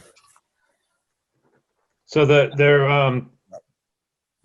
was I guess, I don't know if there's a formal motion to table this. I can say that, yeah, I'd like a motion to table it till next meeting when John, can be there. Second by Jessica. Any other discussion? All in favor of tabling this and drawing John back into the discussion, say aye. Aye. Aye. Any opposed? Any abstentions? Unanimous. I'll communicate this back to John.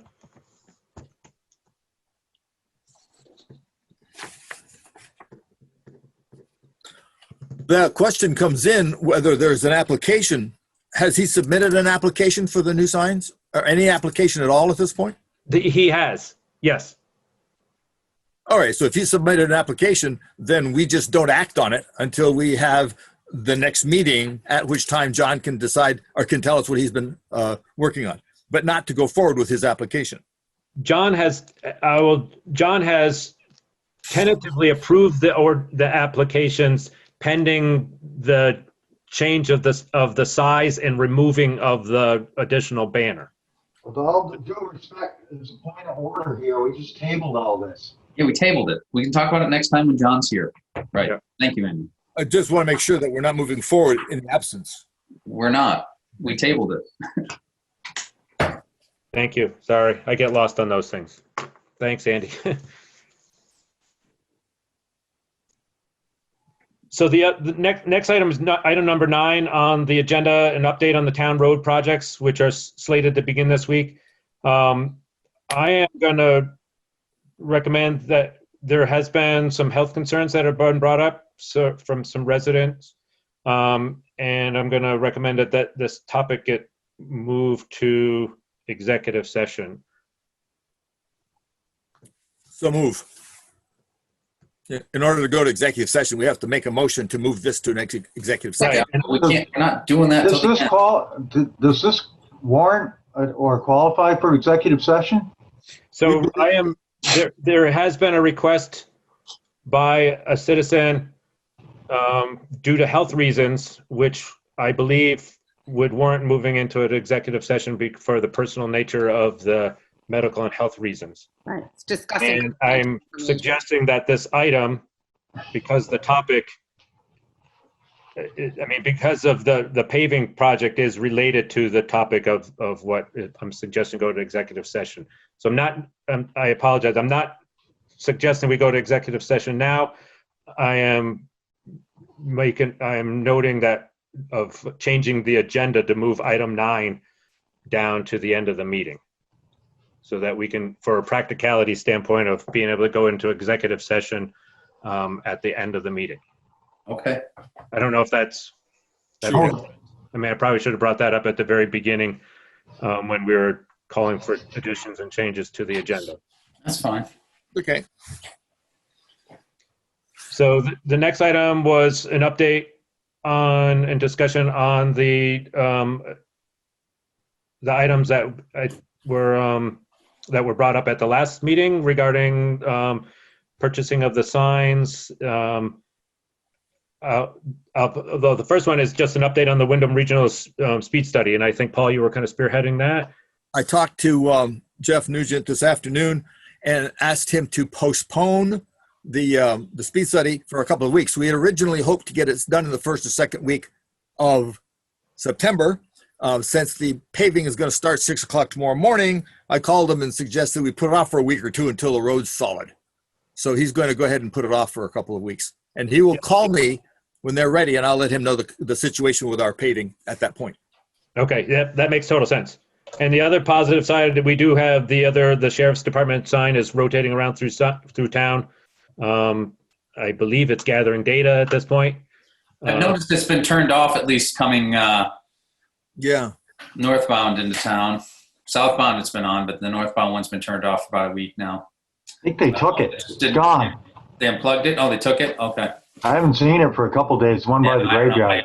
They must have taken it last Friday then. I wonder if they run on solar or something. Sometimes they work, sometimes they don't. Yeah, I don't know. It wasn't working. It's been not working for a while. You're right. The other one's working though, but the one by Jamaica House. Okay. Okay. And then the crosswalks are being painted. That was another traffic calming thing. The ones on our roads are kind of on hold. We were going to wait till the paving was done on Pikes Falls.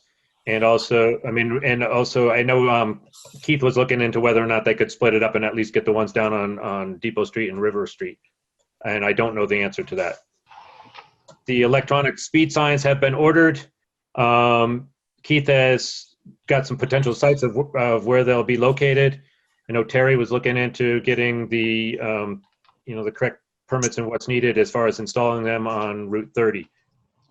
I don't know if there's any update on that. But just wanted to put that out there in public that we're moving on these things.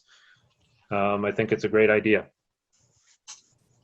Yeah, as soon as we get the signs, which I'm hoping will be by the end of this week, and then we can sort of look at where to site them on Route 30, and then I can fill out the application, because without knowing exactly where they are, I don't know that that V-Trans will approve the permit. So as soon as we know where they're going to be put on Route 30, I will put that permit in, and it shouldn't take too long to get it to install the sign. So. Yep, and Keith had some suggestions that made a lot of sense. I mean, we're taking into effect where they have good sight lines, where they're not going to be in front of somebody's house for the nuisance aspect of them, and where they're somewhat close to where the speed changes are.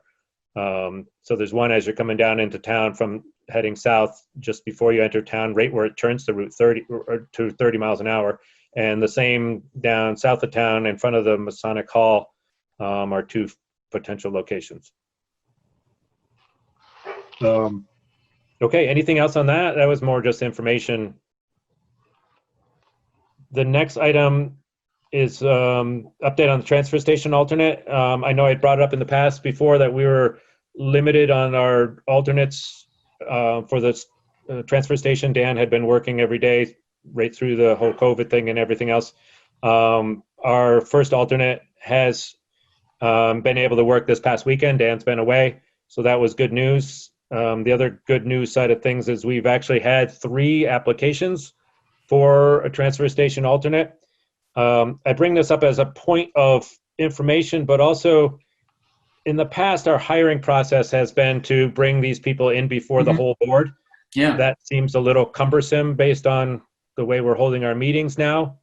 And if we were hiring a clerk, or if we were hiring some road crew person or whatever, that might make more sense. But seeing as this was an alternate, I wanted to propose an idea that we form a small committee to vet these applications and then present the suggestions to the board. I'll volunteer for that. Some suggestions or discussion on that? Yeah, I'll volunteer for that. Okay, and I know Jessica has said that she would also, just being kind of the designated alternate for the transfer station. If we have 3 people, I mean, I'll gladly bow out of it. So it sounds like Tom and Jessica can be. Happy to do it with you, Tom. Yeah, I'm good. Yeah. I think, I mean, if we have 3 people, we need to then warn a meeting. Yeah, the 2 is fine. I don't think we need a 3rd.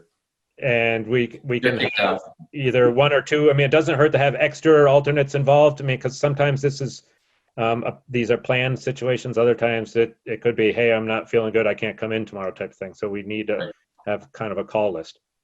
Having worked at the transfer station a few times, I don't like to be at the top of the call list. So, okay, I will, I don't know if we need a motion on that.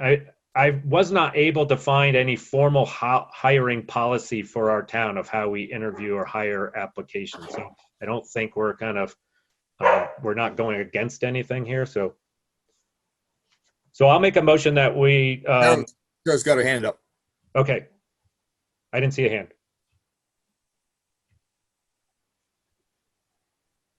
I just received an email from one of the applicants saying she couldn't be here tonight, so I just wanted to pass that on to the board because I guess she was planning to come to the meeting. I know I've spoken with her after that too, saying that we would not be doing it tonight. I wasn't even thinking. I said, "Oh, we'll have it before our meeting." This was a month ago, but thank you. She must have forgot that I saw her after that. So thanks. Yeah, so I'll make a motion that we form a hiring committee consisting of Tom and Jessica to interview the candidates for the transfer station alternate. Okay. Second by Tom. Any other discussion? All in favor? Aye. Aye. Aye. Any opposed? It's unanimous. Thank you.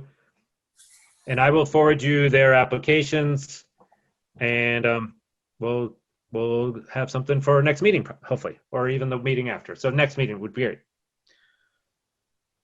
All right. Well, thank you. The next item, they're just review Terry's posted the Oh, I'm sorry. Yep, I skipped. Yep, sorry, Chris. I see you. I skipped a whole bunch of stuff.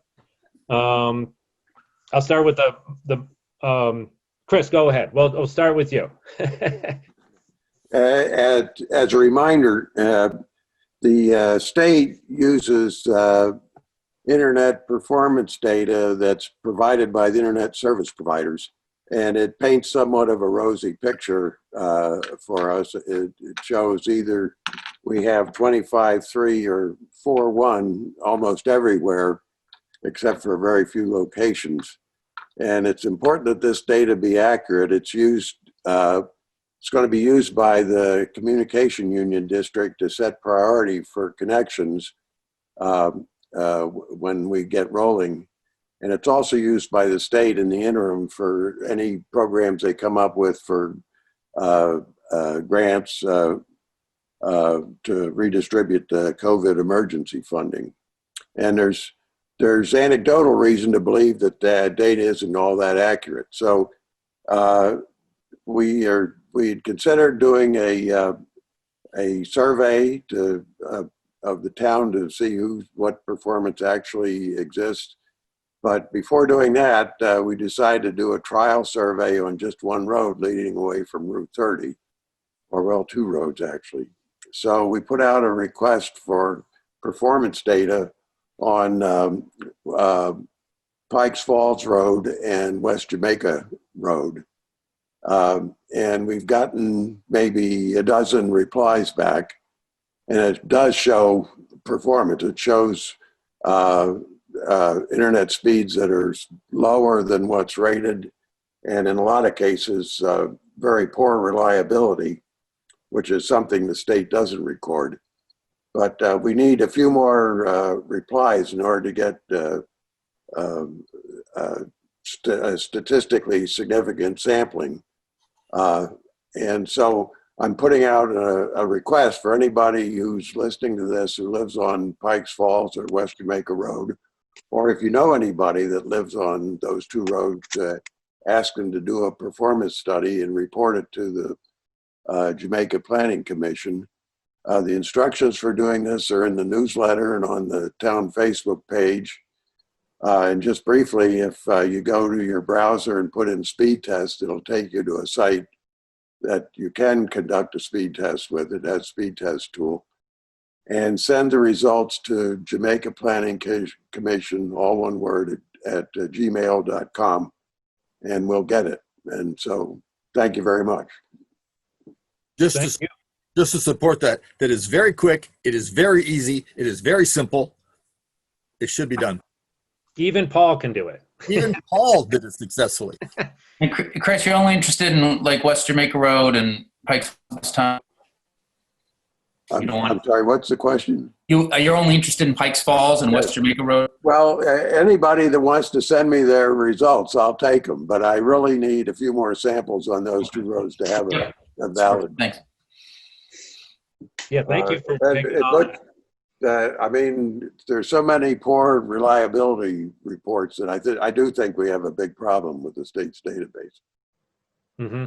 And the state notwithstanding, if if we have a more accurate picture to give the CUD when we start connecting up the fiber network, it'll be to our advantage. A quick question, Chris. Yes. Now that we're all getting told that in October we're going to shift from SV cable to whatever it is, Xfinity or something, that looks like it's going to make a major change. If I'm reading their ad to me, like huge, like I'm getting like 5 or 6 here and they're offering me 200 as a download speed. That's going to be a really big difference. Is that going to interfere with your study? Is that going to interfere with your quest to get the state to help? Well, unfortunately, we're going to find ourselves competing with the cable company and probably with Consolidated. And what they're going to do is pick off the more lucrative part of the markets and leave the rest to us. Gotcha. I mean, it's a problem we're going to have to face, and I don't know what to say about it other than we're going to face it. Press on. Yeah. I mean, the object is to bring internet service, high performance internet service to all, including the people who can't afford it and need it really badly. So, Gotcha. Joel? Just that the people who are Xfinity is Comcast, and from everybody I've heard and spoken to and at public hearings, it gets very, very expensive. So as Chris said, they're going to pick off the people who can afford those high prices. The more people who leave and do that, the more expensive it'll cost us to provide for people who can't afford Comcast. Yeah, there is a big issue that the VACUDA, which is the Association of CUDs, is bringing to the legislature's attention, which is, the affordability issue. And if we don't have the can't sell the high end of the service spectrum to people, then the state's going to end up subsidizing the people who can't afford it. And that's not really the best way to do it. Well, given that we're all going to be cut off as of the 6th of October, doesn't give us a lot of time to rally the horses, does it? No, but, this is kind of a dilemma because it's unethical to try and tell people they shouldn't get the best deal they can whenever they can get it. And so, that's just the reality of things. But nevertheless, the further away you get from the cable route, from Route 30, the worse things get. And we really need to have if the performance on West Jamaica Road is typical of every other road coming off Route 30, then the state's database is really inaccurate and it's doing us a disservice. So it needs to be corrected. Yeah, you're right.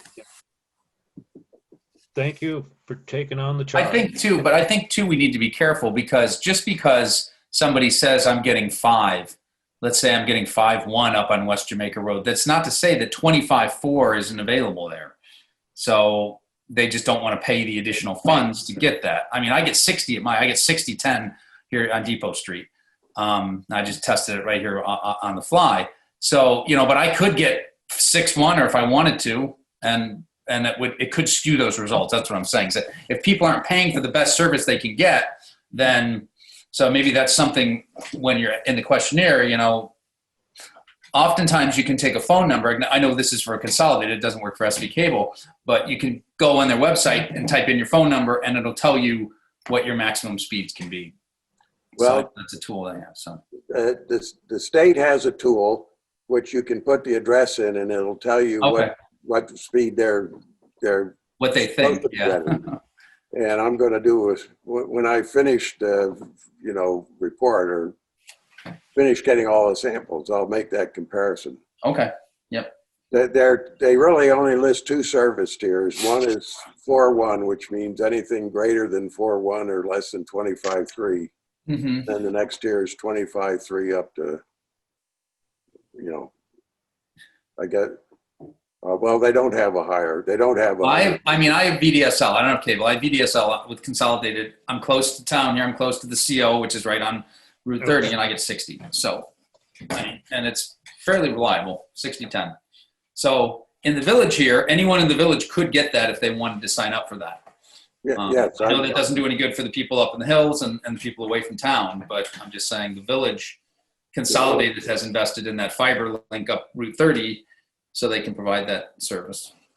Well, it's still copper to the house. I'm going to pull this discussion back in. I think Chris has got his marching orders to go get some people to fill this out. So thank you, everyone. Terry had brought up there was, or Sarah, I lose track sometimes, sorry, had brought up there was a kind of a loose end on a tobacco license that somehow got separated from a liquor license and da-da-da-da. Is that you, Terry? No? There is Sarah, sorry. Okay. So some administrative procedure we need to figure out here. Basically, it didn't come with the liquor licenses, and I spoke with a woman at the state, and she said normally they send them to the businesses, but I had them in the past that they'd sent to us, so I was really confused. But it just needs to be approved. The liquor license was already approved back whenever. So this is just so for everything- D&K. We had approved their liquor license, however many, whatever, 4 or 6 months ago. But somehow it got separated from the tobacco sales license. And so we just need to approve that so we can link them back together again. You need a motion? Yeah, I guess it's a little different than normal. Sure, we'll take a motion. Motion to approve the tobacco license that had originally been intended to be submitted with their liquor license to D&K. Yeah. Second by Paul. Yeah, and it was submitted, I believe, but it just never then came back. So Karen's missing it. So, but any further discussion? All in favor? Aye. Aye. Aye. Aye. Aye. It's unanimous. Thank you. Thanks, Sarah, for bringing that up. The other thing that came across Sarah's desk, somebody had requested the use of the town hall to record a video, I guess. I mean, no people involved, correct? I mean, just a band or something like that. So 10 people. What? And the only reason that we're bringing this up is that we have, in theory, the town hall's been kind of mothballed during COVID. So they had requested what the usage. I think this is a perfect use and might as well get the town hall getting used again. But that's my opinion. What are they doing? Just recording a band playing on stage? That's what it sounds like? Who is it? I don't know. He said they were filming a music video. He's a local kid that is a good musician from what I've heard. So, I mean, it's not like it's some out-of-stater. It's some local kid. So that's all I know. It's Robbie Litchfield. Oh, okay. Oh, I didn't know we were allowed to name names. As long as, again, it gets back to our whole thing about as long as they're using good practices, masks, PPE, masks where appropriate, obviously. Social distancing. Social distancing where appropriate, yeah. I think that's important. We need a motion? Are they renting it or they just want to use it? Sarah. Are they? He said they wanted to rent it, and I told him it was $50. So I guess they wanted to rent it. Yeah, I think if they follow all the protocol and go through our procedure of renting the building like normal, then that makes sense to me. Yeah, okay. I don't think we need a motion for that. I mean, that's just... Yeah, I can't recall if we actually shut it down. Or down. if we need to open it up through a motion. So, Yeah. But it makes sense. Thanks for bringing it forward. Yeah, go with it. Go for it. Okay. And I think, well, the one other, might as well, actually the other was just a reminder. I mean, go through the pay orders and the time sheets and all that.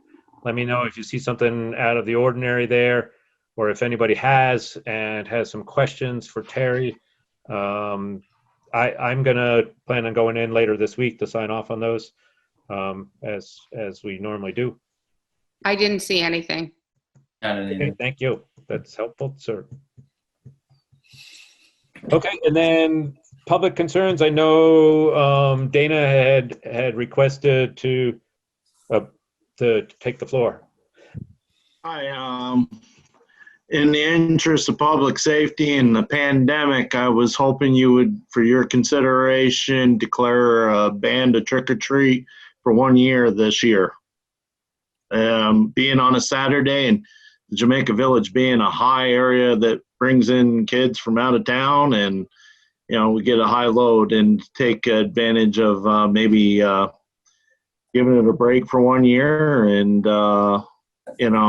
helping our people in the village be safe by not having hundreds of kids knocking on the door asking for candy. cut down the contamination and prevent the spread. If you'd be willing to consider maybe making it an official ban and we put it out there a little early, so that way people know, about it. Might be first instead of the last, and then we get inundated. So I leave it up to you guys.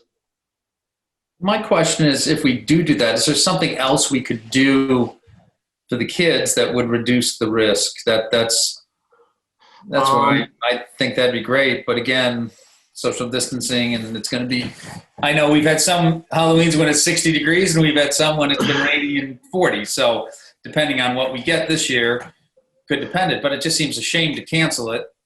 I do understand the public safety aspect of it, but I don't know who would actually organize something like that. There are options, Tom, about, some residents could leave their light off and not participate. I just don't want them, the people feeling obligated that they have to do it. I am talking to the Jamaica School Club, and I will be talking to the other school clubs in the other towns to maybe suggest that maybe their school clubs do something for the kids so they're not left out. We'll find an alternative that involves social distancing and they still get something out of the holiday.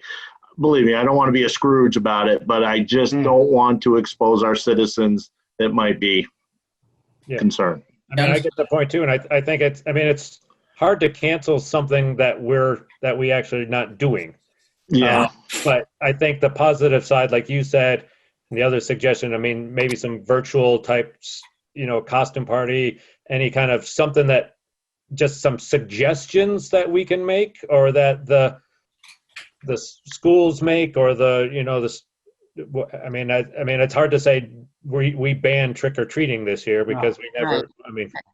There's the challenge of what we have the authority to do, but endorsing recommendations of our local school board, as well as reinforcing through a website reminder of what the governor's prescriptions are with respect to activities that are out of doors, and encouraging those people who are at higher risk to not entertain trick-or-treaters. I'm not sure besides the optics, but Dana, I totally get it. This is so, we don't want to be the site of a super spreader event, but it's not something we're sponsoring. Do you know what I'm saying? The town's not sponsoring it. So it's a bit out of our sphere of authority. That being said, I'm going to reiterate my suggestion that we do endorse and reinforce the restrictions that are currently in effect and whatever the school's recommendations are. I don't know if you guys noticed that, but Austin Rice from BCTV just suggested a virtual contest, costume contest. Oh, costume contest. That's a great idea. Yeah, I just wanted to throw it out there. I've heard it in other towns and other states doing an official declaration. They're not doing it. I know fire department's very active in Halloween and trick-or-treating and safety and stuff. And, just me being in public health and fire safety, I just wanted to throw it out there, put it on your radar, and we'll see what it goes from there. You guys can decide whatever you want to do. I'm sure individuals' houses will decide what they want to do. So, thank you, Dana. I agree that it's such an important topic. Sarah, you had something? I guess, obviously, raising your hand. I just had two great ideas. One, we could have a parade and throw the candy out the car. Or two, we could do reverse trick-or-treating, and we could take the candy to their house and drop it off in a little bucket they have. And so we'd never come in contact. And then I would get trick-or-treaters for once in my life. Okay, that's all. Interesting ideas. Yeah. We did that last year, the fire department. We reversed it. Yeah. Well, okay. Well, thank you for that, for all the ideas. And it's something we can share in the new, Jackie can probably put some information in the newsletter and stuff. Yeah. Some time. It's good to bring it up early. Yep. All right. And Joel, I think I had you had another item. Yeah, I was talking to Karen, and we thought it might be a nice idea to put a poster up with the town statement that you voted on. And we thought it might possibly go in the bulletin board in front of Town Hall. I would design that poster as a gift.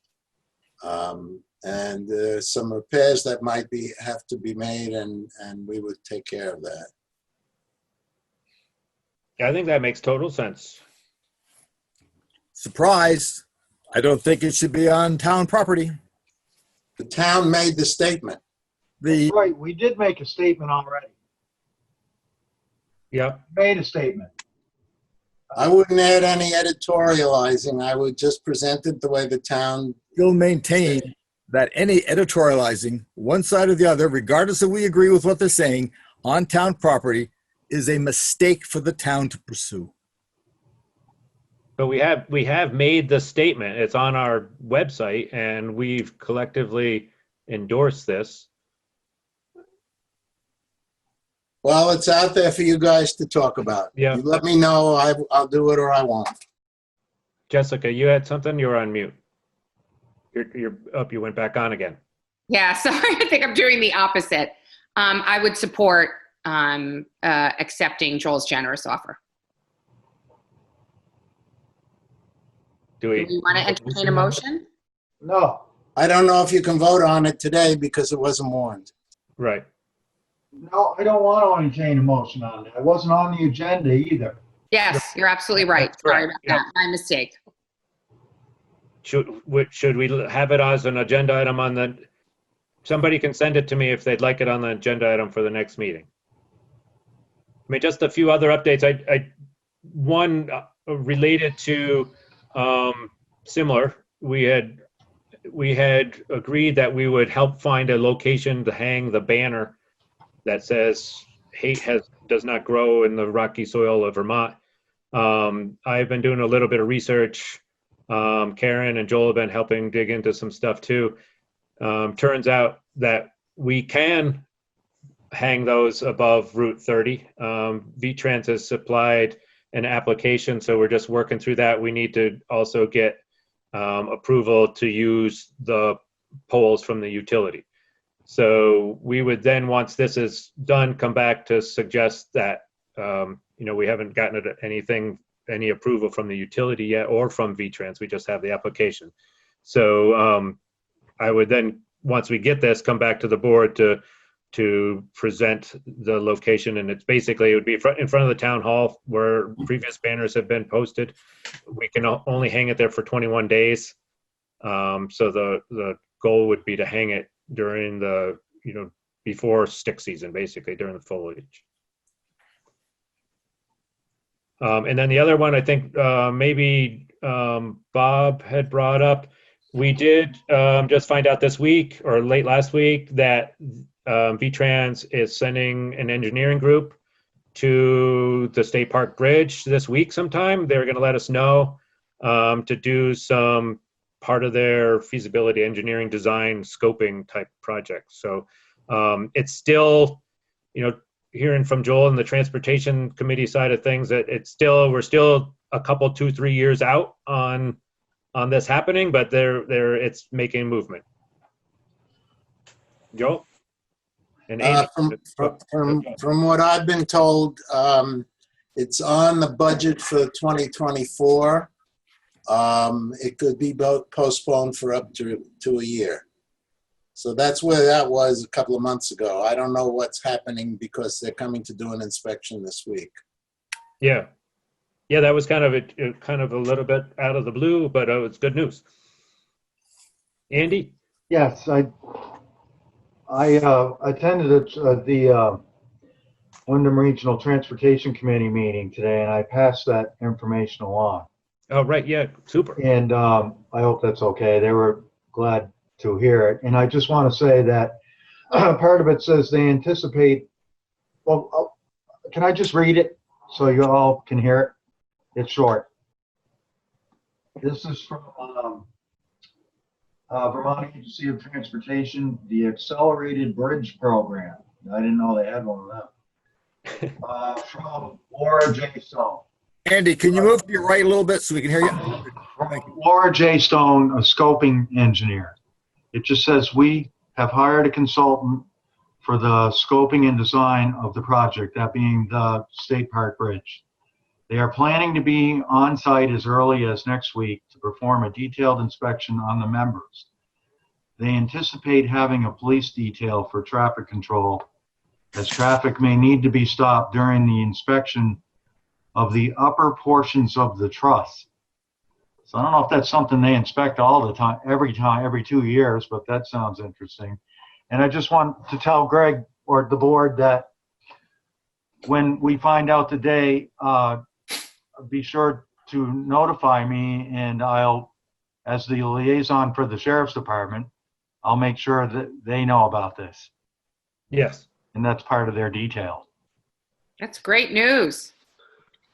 Yeah, and that's why I So- looped Bob in there too from the fire and safety side of So when things. we get some kind of date, I'll be sure to call them as soon as I hear to line them up, make sure they're in town.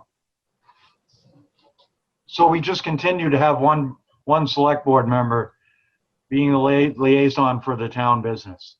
That's just what I'm trying to stay doing. With the sheriff, yeah. It sounded like Yeah, they it's may like, bring you their know, own select detail, board but I stuff. don't know how that works. You guys can call them for whatever you want as citizens, but so it doesn't get confusing, and I seem to be developing a better than I've ever had in my lifetime relationship with the sheriff's department. But that's because most of the relations start. I like to add that the town make an effort to notify the people across the bridge that there may be times when the bridge will be closed, they won't be able to get through. Okay.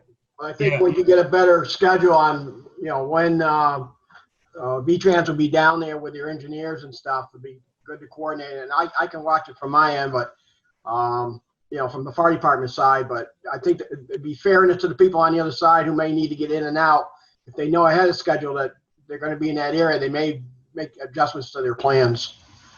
That's my recommendation. Yep, that's good. That's great. Okay, any other public concerns? Oh, go ahead, Paul. Do your census. Do the census. Do the census. It's easy. It's cheap. It's free. It doesn't take more than 2 minutes or maybe 5. And that includes the second homeowners. The second homeowners is a way to do it as well. That adds body count to Jamaica. If you don't do it, they'll come to your house. That's the other reason. You'll get a visit from my wife. I did. That's such a bad reason. Bob, I actually had someone come by looking One for last- my neighbors who weren't there because 10 years ago they were there. Bob, go ahead. One last thing I have, just a reminder, there is a meeting on Hamilton Falls, going to be up at the falls on Friday. Oh, right. Yeah, thanks. 30. What time is that? Who is your representative from the select board going? I was going to go. I thought I said I would. Okay, I was going to go too. Have you both Okay. up there? What time is that? What time? 10:30 10:30. Okay, 10:30? on Friday, the 18th. got it. All right. I blocked out that time. Okay, good. I'll let Charlie know that you guys are coming. Okay. Yep, thank you for that. Joel? There is a link to doing the census online. Might you, if you don't already have it on the town website? I can put that on there. Yeah. And maybe even tell Karen to put it on 05343.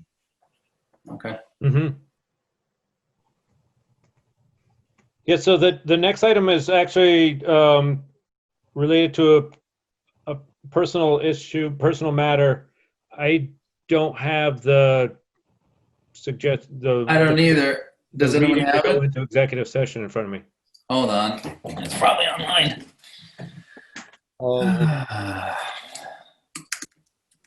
I've Good got night, you. guys. Back I'm to the good. office. Bye. From memory, it's something to the tune of, I would make a motion that we go into executive session to discuss a topic, the nature of which would be sensitive to the privacy of a single individual. I second the motion. All in favor? Aye. Aye. Aye. There's two though. There's two. Then we have to do something else. First, we Hold have to do it. the, now we make a motion to go into the, first we make the motion to do it, and now we make the motion to actually do it. I didn't write that. Hold it. I'll make a motion to go into executive session. There we go. I second that. Is there discussion in those? Because you should have had some on the first one if we're going to take any action. Well, we will take the action when we come out of executive session. We're going into the executive session to discuss. I second the motion to enter executive session. We're Came out. closing out the previous executive session. Correct. And we listened to the concerns of a citizen and took no action based Correct. on those concerns. Correct. Now, Paul, So now say we're the gonna magic go- words to put us back in executive session, and I'll kick Austin back out. I make a motion that we go into executive session to discuss a matter, the details of which could be jeopardizing the town's position in a personnel matter. I second. All in favor going into executive session? Unanimous? Now that we've decided we're going to do it, I make a motion, we go into executive session. And we invite Lou into the executive session. That's correct. For the camera, we came out of executive session and no decisions were made. Well, a decision was made to alter, to edit, to fine tune the mask wearing policy in the office, and then to distribute it to staff and make sure that they understand Right. what's right. required. Agree. Now I make a motion to adjourn at 10:01. Second. All right, all in favor? Aye. All right. Aye. Thank you. That's Thank a- you, Austin. Thank you very, very much. You're the That's winner. the world- You're the last one That's the standing. world record meeting, I think. That's the longest one I've ever been in. 3 hours, yeah. Is that- Thank you.